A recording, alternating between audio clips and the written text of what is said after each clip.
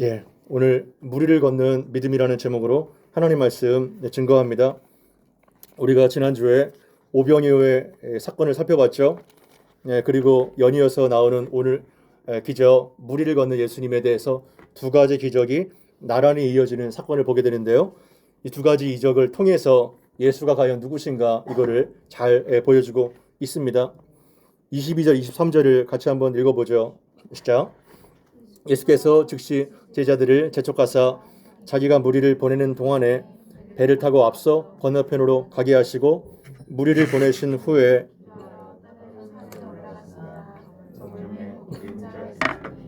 아멘. 이제 예수께서 즉시 제자들을 재촉하셔서 제자들을 빨리 배를 타고 갈릴리 반대편으로 보내시고 이제 예수님께서 무리들도 해산을 시키시죠. 그리고 무리를 보내신 다음에 기도하러 따로 산에 가셔서 저물 동안 혼자 기도하십니다. 그러나 우리는 왜 예수님께서 이 엄청난 군중들을 해산시키고 제자들을 따로 갈릴리 반대편에 보내시는지 그 이유를 여기만 보면 구체적으로 알 수가 없죠. 왜 보내셨을까요? 그렇게 군중들을 이것을 알기 위해서 요한복음 6장 14절 15절을 우리가 한번 봐야 됩니다. 빨리 펴시죠. 요한복음 6장 14절 15절 거기에 보게 되면 이 배경이 잘 나와 있죠. 요한복음 6장 14절 15절입니다. 같이 한번 읽겠습니다. 시작. 그 사람들이 예수께서 행하신 이 표적을 보고 말하되 이는 참으로 세상에 오실 그 선지자라 하더라. 그러므로 예수께서 그들이 와서 자기를 억지로 붙들어 임금으로 삼으려는 줄 아시고 다시 혼자 산으로 떠나시니라. 아멘. 오병이어의 엄청난 2만 명 이상 되는 사람을 먹이시는 기적을 통해서 어떻게 그 사람들이 반응했나요? 저분이 바로 세상에 오실 그 선지자다 이렇게 하면서 예수님을 억지로 붙들어서 이제 왕을 삼으려고 군중들이 난리가 났죠. 경제 문제를 해결해주는 이러한 왕이 나타났다 이렇게 얘기를 하고 있는 것입니다. 여러분 정치적인 유혹이 얼마나 대단한 유혹인가요? 사람이 모이잖아요. 거기에는 반드시 권력과 그리고 엄청난 그 권세의 유혹이 같이 오게 됩니다. 그것이 바로 권력의 속성이죠. 오병이어의 사건을 통해서 팔로워들이 최소한 2만 명이에요. 엄청나죠. 바로 그 요새도 마찬가지 유튜브에 그 팔로워가 한 구독자가 한 100만 명 있다고 합시다. 100만 명. 그것이 바로 돈이고 권력인 거예요. 예. 그래서 2만 명이 최소한 모였는데 금방 10만 명 됩니다. 왜냐하면 그 당시 인구가 별로 많지 않았고 이 밥의 문제, 이 경제를 해결해 주는 대통령이 나타났다. 지지율이 그냥 급상승하게 되는 겁니다. 예수님의 지지율이. 그래서 왕을 삼으려고 흥분한 군중들이 나타나게 있는 것이죠. 그러나 무리들만 흥분했을까요? 누가 더 격양됐을까요? 제자들이 그냥 엄청나게 업이 된 거예요. 왜 업이 됐을까요? 드디어 때가 왔다 이제. 드디어 때가 왔다는 겁니다. 이제 이 분위기를 대중적인 압도적인 인기의 분위기를 이제 이어가지고 바로 예수님 대권 도전하고 정권 창출하자 이러한 분위기가 막 나타나게 되는 거예요. 헤롯을 몰아내고 이제 예수님 이제 이 압도적인 분위기를 통해서 정권 창출하자.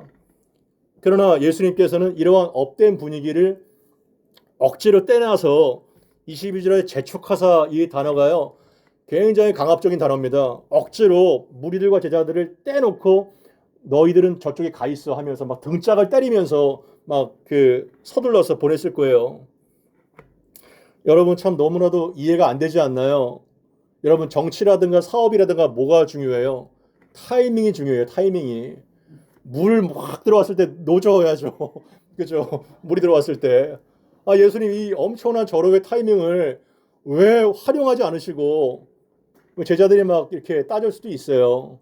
지금 예수님 지금 이러한 좋은 기회를 왜 활용하지 않으시고 왜 따로 우리를 떼놓으시냐고. 예.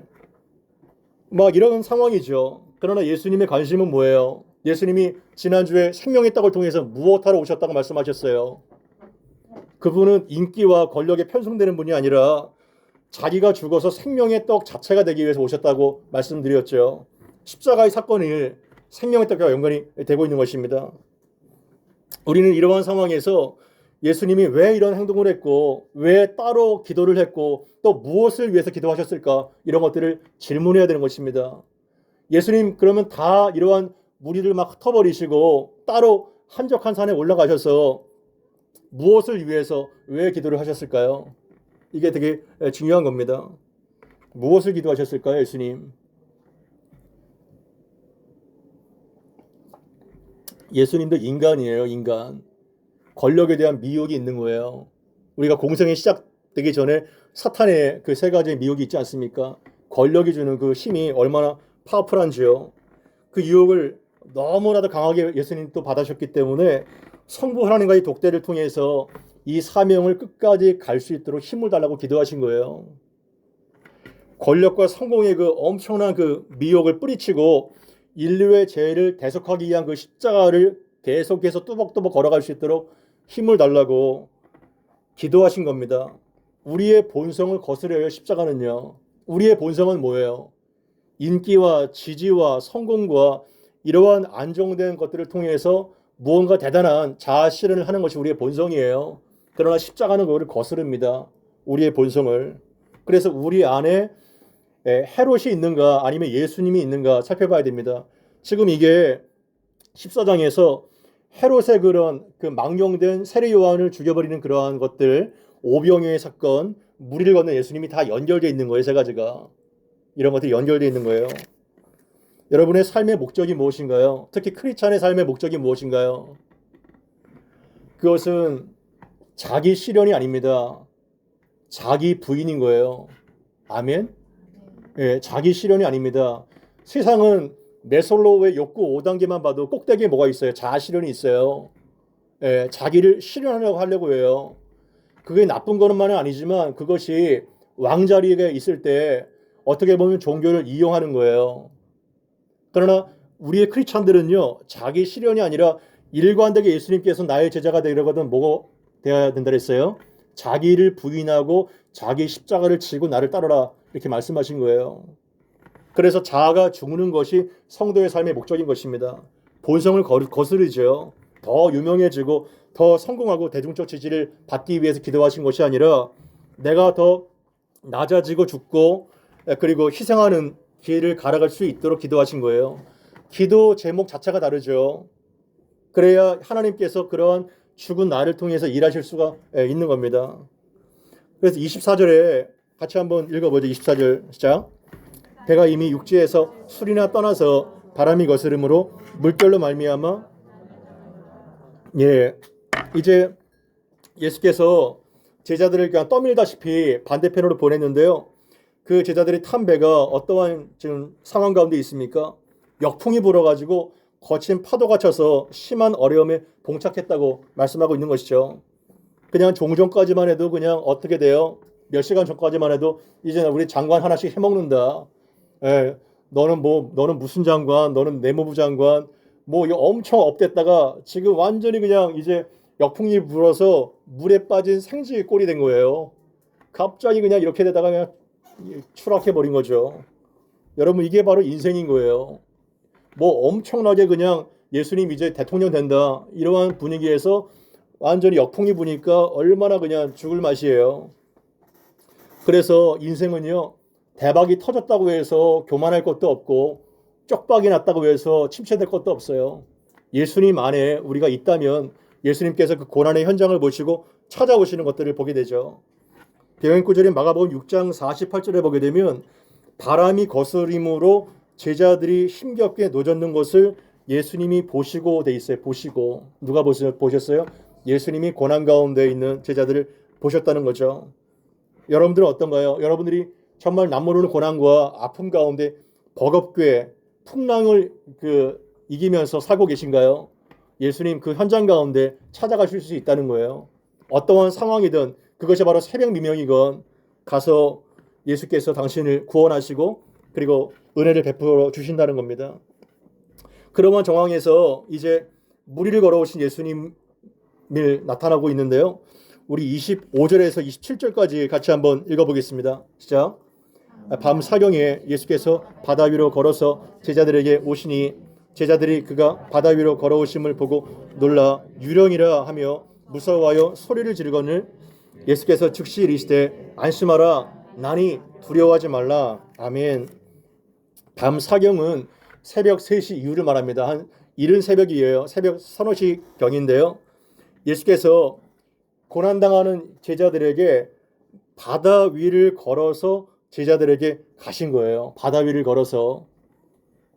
이 참 얼마나 참 엄청난 사건입니까? 여러분 오병이어의 이적에서 제가 지난주에 말씀드렸죠.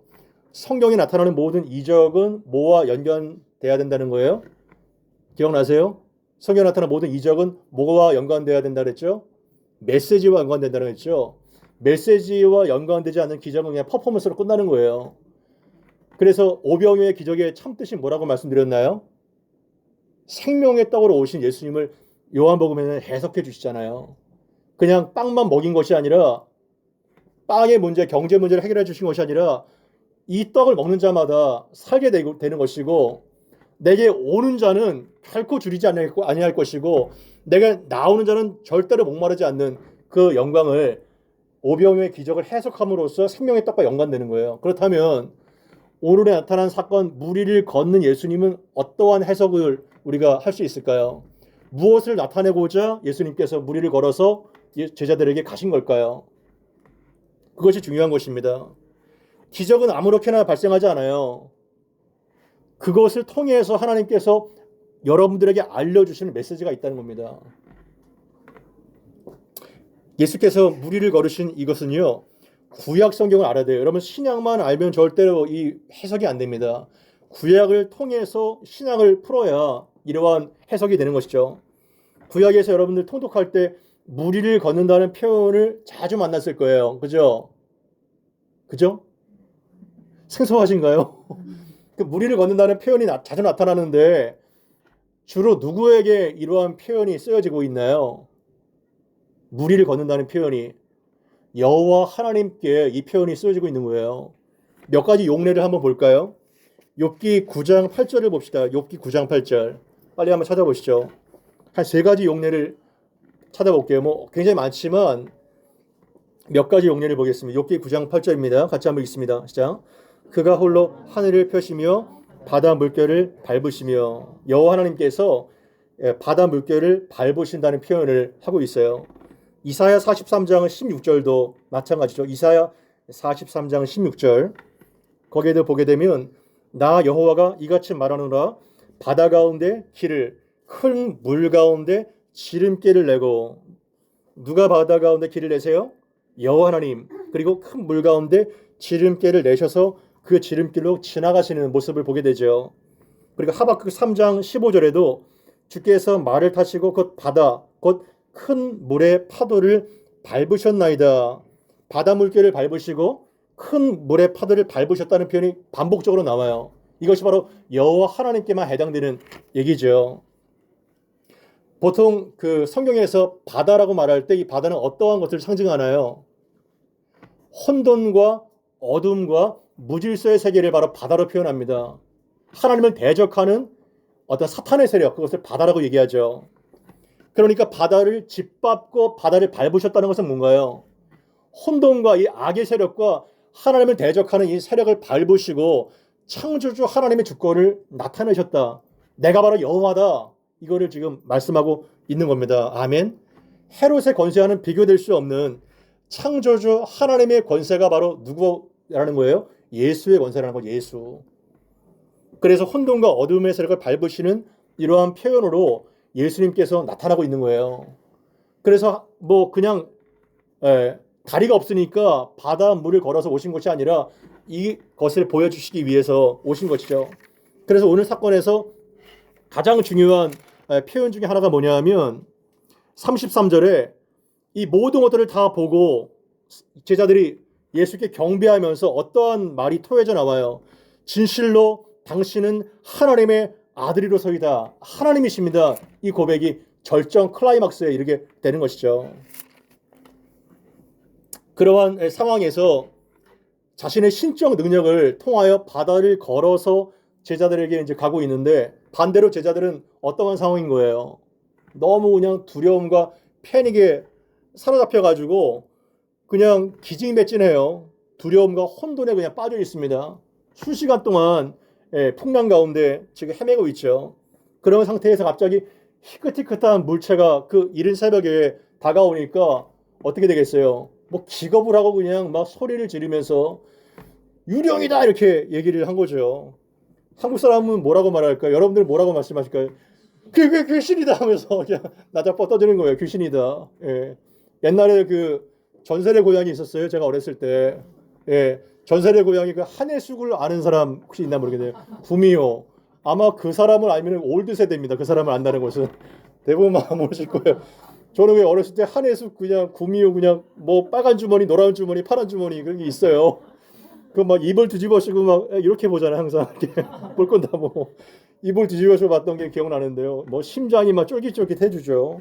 막 귀신이 막 튀어나오고 그러니까 너무 무서워가지고 그냥 소리를 지르는 거죠. 근데 예수님께 즉시 27절에 뭐라고 말씀하세요? 안심하라. 나니 두려워하지 말라. 이렇게 예수님 말씀하시는 겁니다. 할렐루야. Take courage. It is I. Don't be afraid. 이렇게 말씀하신 겁니다. 이 세 가지 단어 중에서 가장 중요한 게 뭘까요? Take courage. It is I. Don't be afraid. 이렇게 말씀하시는 게 즉시 가장 중요한 게 뭘까요? 이 세 가지 중에서. 모르면 그냥 중간 찍으면 맞잖아요. 중간 찍으면. 가장 중요한 게 바로 it is I예요. it is I. 예? Take courage. 용기를 내. 안심해. it is I. 나다. 두려워하지 마라. 그러니까 이렇게 말씀하시는 건데요. 이 it is I가 굉장히 중요한 겁니다. 오늘 요 it is I만 해도요. 한 몇 시간을 할 수 있는 거예요. 왜 it is I가 중요할까요? 이것이 헬라어로 에고 에임입니다. 그 유명한 에고 에임이 많이 들어보셨을 거예요. 에고 에임이. 에고는 나, I고요. 에임이는 be, 존재를 말하는데 이다입니다. 그러니까 I am 이런 뜻이에요. I am. 이해가 되세요? I am. 에고 에임이. 나다. 이렇게 말씀하시는 건데요. 이것이 가장 많이 나오는 용례가 바로 요한복음이에요. 요한복음에 7가지 기적이 나타나고 있는데 그 표적이 바로 나는 생명의 떡이니 나는 세상의 빛이다. 나는 길이고 진리고 생명이다. 나는 부활이요 생명이다. 이러한 나는 뭐뭐다 있잖아요. 이 에고 에이미가 거기에서 나타나게 되는 거예요. 신적 전체성을 규명하는 가장 중요한 단어가 에고 에임인 것입니다. 그래서 나다 이렇게 말씀하시는 것이 그냥 나야. 너 나 모르니? 이게 아니라 내가 바로 하나님이다. 이것을 말씀하고 있는 거죠. 여기에서 가장 대표적인 출애굽기와의 연관된 그 용례가 바로 출애굽기 3장 14절이에요. 같이 한번 빨리 보시죠. It is I, 에고 에이미. 이것이 바로 히브리어에도 어떻게 표현되고 있는지 출애굽기 3장 14절입니다. 같이 한번 읽어보시죠. 시작. 하나님이 모세에게 이르시되 나는 스스로 있는 자이니라. 또 이르시되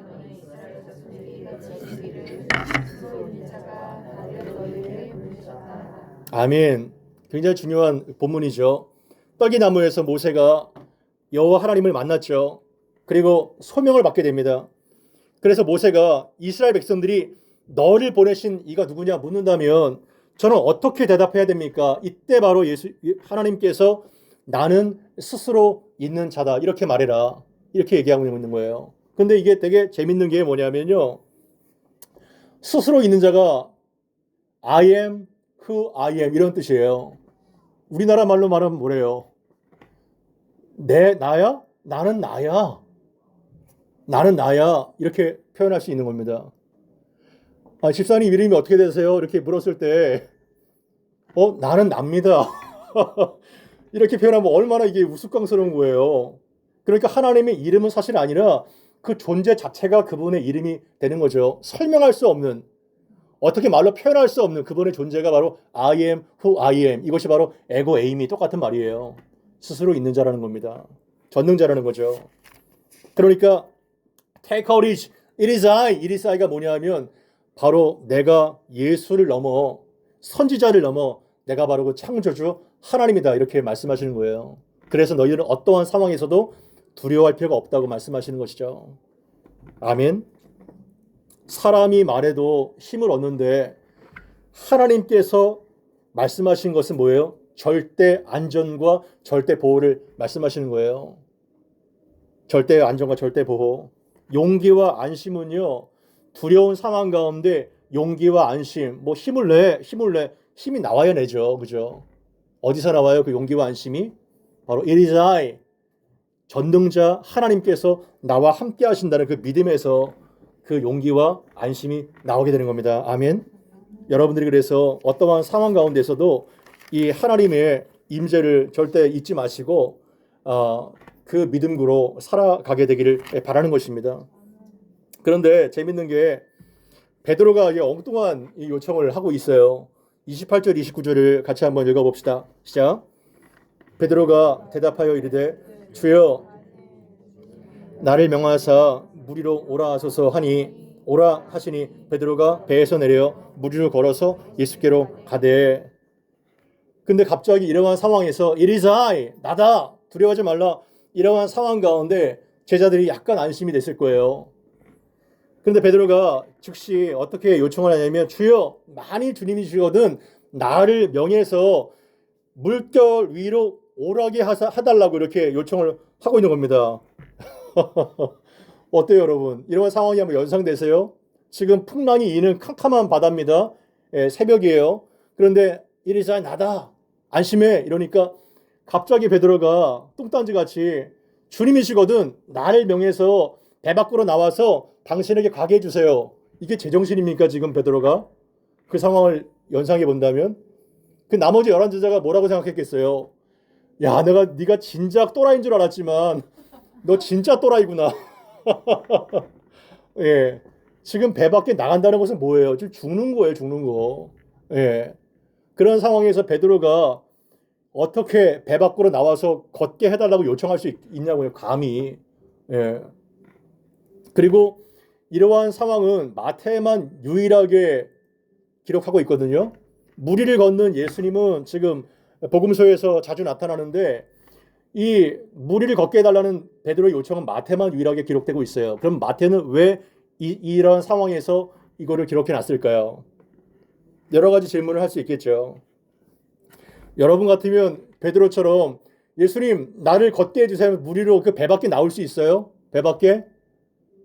이 간이 배 밖에 나온 거죠. 저도 절대 이렇게 하지 못. 저는 수영을 아예 못해요. 아예 물에 뜨지도 않고 저는 물에 빠져서 정말 죽을 뻔한 경험이 있었기 때문에 공수증 물을 되게 두려워해요. 찬물 벌컥 벌컥 마시는 것도 두려워요. 예, 물이 너무 무서워가지고 절대 뭐 못하죠. 예, 어떻게 배 밖에 나가요? 지금 물이 막 일렁일렁 하는데. 근데 여러분 베드로는 정말 또라이였을까요? 이게 진짜 이거 진짜 미친 놈이었을 거야. 야, 너 뭐 안드레가 형 지금 미쳤어 하면서 뭐 했을 거예요. 예. 근데 뱃사람 어부로서 베드로는 수십 년 동안 바다의 무서움을 잘 알잖아요. 그가 정말 무모했을까요? 그런 요청을 했을까요? 그래서 베드로는 왜 나를 걸어서 예수님께로 가라고 이렇게 명령을 하라고 말씀하신 걸까요? 베드로의 신앙 여정을 보세요. 신앙 여정을 볼 때 계속 베드로의 믿음은요, 덤벙대고 막 그냥 철이 없고 그러지만 어떻게 돼요? 계속 자라고 있어요. 계속 자라고 있는 거예요. 안드레가 처음 불렀을 때도, 그리고 누가복음 5장에 정말 밤이 맞도록 수고해서 가진 것이 없지만 깊은 데로 가서 예수님의 말씀을 의지해서 그물을 내렸을 때 엄청난 수확을 통해서 나의 죄됨과 예수님의 신성을 보게 되는 것이죠. 신앙생활에서 신앙이 자란다는 것은 뭐라고 말할 수 있을까요? 신앙이 자란다는 것은 다른 것이 아니라요, 예수님에 대한 인식과 그에 대한 지식이 자라는 거예요. 아멘. 그리스도가 어떠한 분이신지를 계속 자라가는 것이 바로 신앙이 자라는 거예요. 그뿐만 아니라 바로 직전에 발생했던 오병이의 사건을 통해서 베드로는 분명히 생명의 떡으로 오신 예수님을 인식하고 더 성장했을 거예요.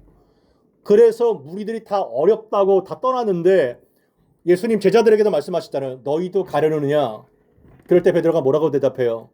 생명의 말씀, 영생의 말씀이 여기 있는데 우리가 누구에게로 가오리까? 이렇게 말하잖아요, 베드로가. 계속해서 점점 예수님에 대한 그 믿음이 자라고 있는 거예요. 확고해지고 있는 거예요. 그러한 상황에서 베드로는요, 저는 너무 베드로가 매력적이에요. 덤벙대고 실수가 많지만 참 이런 사람 매력이 있잖아요, 그죠? 그냥 가만히 새초하게 배 안에 있는 비난만 하는 여러 제자보단 낫죠. 예. 베드로의 이러한 행동은 뭐냐면 배라는 안전을 뛰쳐나와서 배라는 안전을 뒤로 해서 절대 안전인 예수님께로 이동하는 거예요. 이해가 되세요?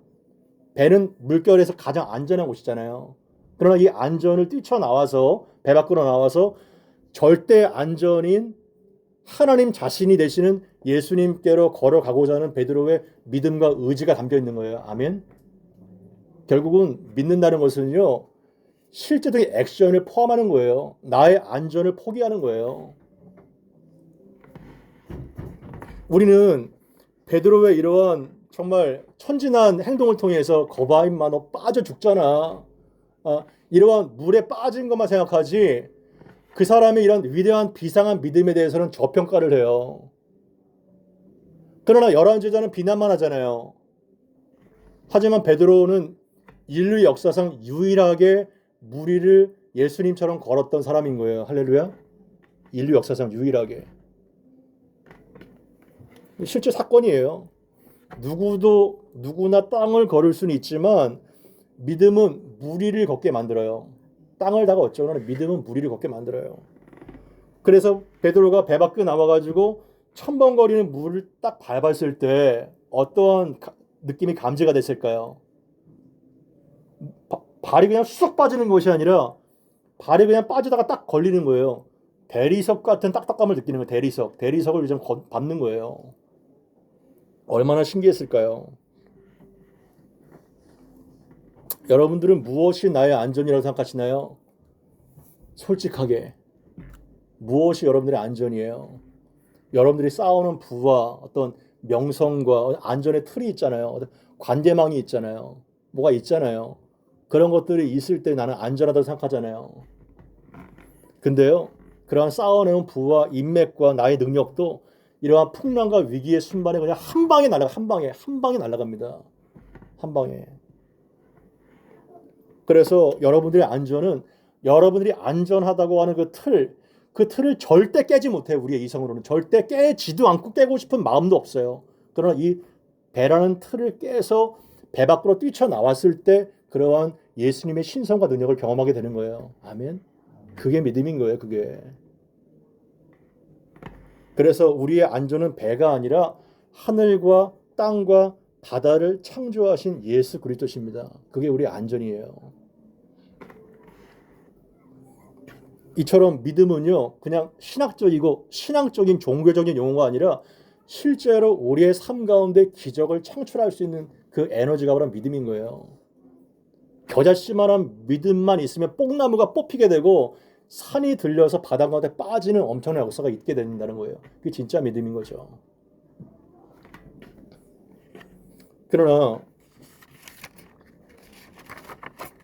30절 31절 읽어봤나요? 30절 31절 안 읽었죠? 30절 31절 같이 한번 읽어봅니다. 시작.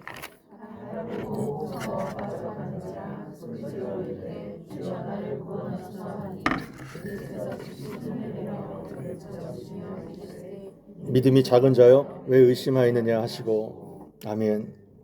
그런데요, 우리의 믿음은 정말 계속해서 우리의 시선을 주님께 고정하면 정말 좋죠. 그죠? 모든 시선을 주님께 드리고 살아계신 하나님을 느낄 때 쭉쭉 나가잖아요. 그죠? 시선을 계속 보면 바람이 불어도 흔들리지 않고 걸어갈 수 있는데 우리의 믿음은 그렇지 않잖아요. 늘 성령 충만하지 않잖아요. 미혹이 있죠. 침체가 있죠. 그리고 낙심이 있죠. 그래서 무서운 현실과 사탄의 미혹과 집채만한 파도가 밀려올 때 갑자기 우리는 현타가 옵니다. 현타. 요새 애들이 쓰는 현타가 뭔지 아세요? 현실을 자각하는 타임이라 들어요. 현실을.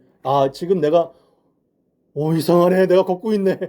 무리를 걷고 있어. 이게 현실이 자각되니까 이게 너무나도 신기하니까 그냥 빠져버린 거예요. 현실이. 그래서 믿는다는 것은 사실은요, 제정신으로 믿을 수가 없어요. 제정신으로 믿을 수가 없어요, 믿는다는 게. 예. 제정신이 들면은 내가 무리를 걷는다는 게 이해가 되지 않으니까요. 그래서 믿음 생활을 통해서 바다 위를 걷다가 갑작스럽게 내 능력과 내가 처한 현실과 해결할 수 없는 난제를 봉착할 때 산을 옮길 만한 그 믿음도 갑작스럽게 사라져버리게 되는 거예요. 그래서 따라해 봅시다. 예수를 볼 때 무리를 걷지만 바람을 볼 때 물속에 빠진다. 예, 예수를 계속 시선을 볼 때 무리를 처벅처벅 걷지만 바람을 볼 때, 파도를 볼 때 이제 빠져 들어가는 거예요. 침체가 되는 거예요. 그 치명적인 원인이 뭔가요? 치명적인 원인이 그게 바로 의심인 거예요. 다우트, 의심인 거예요. 그래서 막 빠져 들어가서 주여 살려주세요. 빠져갑니다. 막 빠져 들어갈 때 저도 막 물에 빠져가지고 막 죽을 뻔했을 때, 예, 뭐 선배들이 그 계곡에서 머리채를 잡아가지고 머리채를 잡고 한 선배는 뒤에서 막 밀고 제가 몸무게가 얼마나 많이 나가요. 이래가지고 겨우 이제 살았거든요. 그래서 빠져 들어갈 때 갑자기 이제 스네치다 하면서 예수께서 즉시 손을 내시면서 붙잡으시며 믿음이 작은 자여 왜 의심하였느냐 이렇게 말씀. 왜 의심하였느냐. 의심이 될 때 갑자기 바닥에 꺼지면서 쫙 빠져가게 되는 거예요. 의심이 될 때. 그래서 의심이 될 때요. 밑바닥이 꺼져 버려요. 의심이 될 때. 의심과 믿음 어때요? 절대 양립할 수가 없어요. 의심은 믿음을 밀어내고 믿음은 의심을 밀어내죠. 믿음과 의심 절대 양립할 수가 없는 거죠. 그래서 의심이 드는 순간에 믿음이 사라져버리고 밑바닥이 꺼지면서 빠지게 되는 거예요. 하지만 믿음을 갖는 순간에 의심이 사라지게 되고 믿음은 부력을 만들어낸다고 해요. 부력을 만들어서 계속해서 걷게 되는 것이죠. 그래서 믿음은 우리의 삶을 떠받치는 파운데이션이에요. 반석과 같이 대리석처럼 믿음이 계속 있을 때 저벅저벅 무리로 걸어갈 수 있는 그러한 삶을 살게 되는 것입니다. 할렐루야. 저는 여러분들이 그러한 믿음으로 우리의 시선을 예수께 고정시키고 계속 믿음으로 그분께 나가기를 바랍니다. 의심하지 마세요. 의심 들어오면요. 사람 관계도 마찬가지예요. 하나님과의 관계도 마찬가지예요. 의심 들어오면요. 20, 30년 부부관계, 뭐 수십 년 뭐 친구관계 한순간에 박살납니다. 한순간에. 의심이 들어오게 되면 내가 모를 줄 알아 너? 네 속성을. 이렇게 되면요. 다 깨집니다. 하나님은 마찬가지예요. 내가 아무리 전능자고 이리자이라고 해도요. 하나님의 존재와 하나님의 선하심과 하나님의 섭리를 알지 못하면요. 믿음이 자랄 수가 없고 믿음이 그냥 침체가 내버려요. 관계는 다 똑같아요. 관계. 그래서 믿음의 충만함을 위해서는 의심을 버려요. 의심을. 맹목적인 의심이 아니라 맹목적으로 신앙생활을 한다는 것이 아니라 절대적 확신 그분에 대한 이것이 있을 때 계속 신앙을 상승하고 무리를 걸어갈 수 있는 거예요. 요한복음 20장 27절에서 28절을 빨리 펴보세요. 요한복음 20장 27절에서 28절.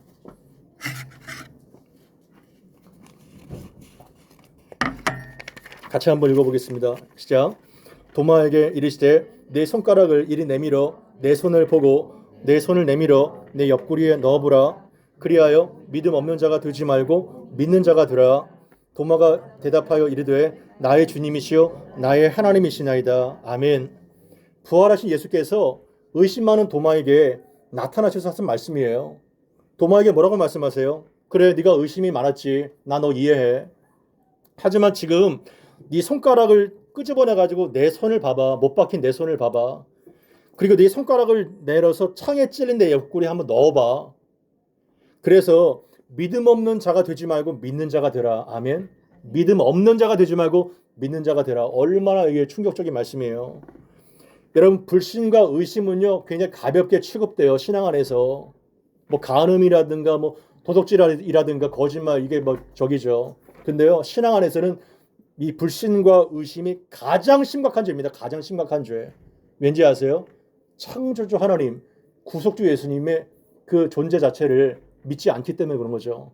가장 심각한 치명적인 죄가 불신인 것입니다. 아담과 하와처럼.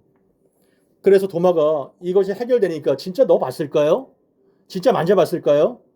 명명백백한데 거기서 도마의 그 모든 이성과 자기의 틀이 허물어져 내려지면서 주는 정말 그리스도시요 하나님이십니다. 나의 하나님이십니다. 이렇게 고백을 할 수밖에 없었던 겁니다. 제자들의 고백과 똑같잖아요. 지금요. 도마가. 그러니까 자기의 그러한 틀이 깨지고 믿음이 생길 때 신앙 고백이 절로 나게 절로 나의 주님이시여 나의 하나님이십니다. 도마가 이렇게 고백하게 되는 것이죠. 여러분들 마음에도 행여나 의심과 그런 불신이 있다면 도마와 같이 정말 예수님은 나의 주님이시여 나의 하나님이라고 고백하게 되기를 바랍니다. 이것이 바로 중요한 거예요. 그래서 어떻게 됐나요? 32절 33절 같이 한번 읽어보겠습니다. 시작. 바람이 그치는지라 배에 있는 사람들이 절하여 이르되 아멘. 봐봐요. 제자들이 이러한 하나님의 그 임재 가운데 압도가 되니까 진실로 당신은 하나님의 아들입니다. 이렇게 신앙 고백이 터져나오게 되잖아요. 여기에서 풍랑을 잔잔하게 하는 사건이 여기에서 처음 나온 게 아니에요. 어디에서 또 한 번 나왔나요? 그 전에 이미 마태복음 8장 23절에서 27절에 풍랑을 잔잔하게 하신 예수님 나옵니다. 그때는 예수님 배에서 같이 주무시고 계셨죠. 그때는 배가 막 뒤집혀가지고 죽을 것 같습니다. 소리를 지르니까 잠잠하라 이렇게 하니까 잠잠해졌잖아요. 그런데 오늘은 이상하게 베드로와 함께 배에 오르시니까 이제 풍랑이 그치게 되는 것이죠. 그러니까 예수님의 그 임재가 프레젠스가 바로 인생 가운데 가장 큰 축복이고 인생의 모든 풍랑을 잠잠케 하는 거예요. 예수님의 임재가. 그래서 마태복음 8장에서는 제자들의 반응이 이 사람이 어떠한 사람이기에 바람과 바다도 순종하는고 이러한 의문을 남기면서 끝났지만 여기에서는 뭐예요? 믿음이 자라기 때문에 진실로 당신은 하나님의 아들입니다 하면서 엎드려 경배하잖아요. 제자들이. 믿음이 계속 성장하고 있는 거예요. 제자들의 믿음이. 그래서 급기야 그 절정으로 마태복음 16장에 보게 되면 이제 주는 그리스도시요 살아계신 하나님의 아들이십니다. 이렇게 신앙 고백 절정이 나타나게 되는 것이죠. 그렇다면 여러분들에게 예수님은 어떠한 의미인가요? 여러분들 개개인 한번 물어보세요. 나에게는 예수님이 어떠한 분인가? 어떠한 의미인가? 이거 굉장히 중요한 겁니다. 여러분들에게도 제자들의 고백처럼 주는 그리스도시여 살아계신 하나님의 아들입니까? 왕이세요? 나의 하나님이세요? 나의 주님이세요? 이게 굉장히 신앙의 근간이죠. 그거를 지금 말하려고 하는 거예요. 오병이어와 무리를 거는 사건을 한번 전체 구도를 한번 정리해 볼게요. 두 가지가 연관됩니다. 오병이어의 사건은 지난주 본문에서 보게 됐듯이 계속 빈들을 강조해요. 빈들, 광야. 뭘 의도하는 걸까요? 뭘 의도? 광야에서 40년 동안 출애굽한 이스라엘 백성들이 만나를 통해서 먹었던 그거를 지금 대비하고 있는 거예요. 이해가 되세요? 그래서 모세가 40년 동안 만나로 우리를 먹이지 않았어. 이렇게 따지니까 나는 모세보다 더 위대한 생명의 떡 자체다. 예수님 이렇게 요한복음 말씀하시지 않았나요? 그래서 오병이어의 이적은 광야에서 출애굽한 이스라엘 백성들을 만나로 먹이신 그 사건을 지금 신학에서 그림을 그려주고 있는 거예요. 그렇다면 무리를 걸으신 예수님은 무엇을 대비하고 있을까요? 구약 사건에서. 구약의 모티브에서 가장 중요한 사건이 출애굽이에요. 오병이어의 사건이 만나를 통해서 떡을 주신 사건이라면 무리를 걸으신 사건은 홍해를 가르셔서 친히 바닷속으로 길을 내셔서 그 백성들이 걷게 하신 그 사건을 말하고 있는 거예요. 이해가 되세요? 그러니까 만나 사건과 홍해 도화가 연결되고 있죠. 이것은 뭐냐면 모세는 지금 마태는 유대인의 관점에서 마태가 쓰여지고 있는 거예요.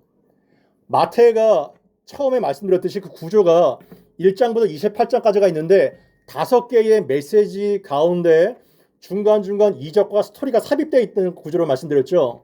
왜 5개로 구성되어 있을까요? 마태복음이.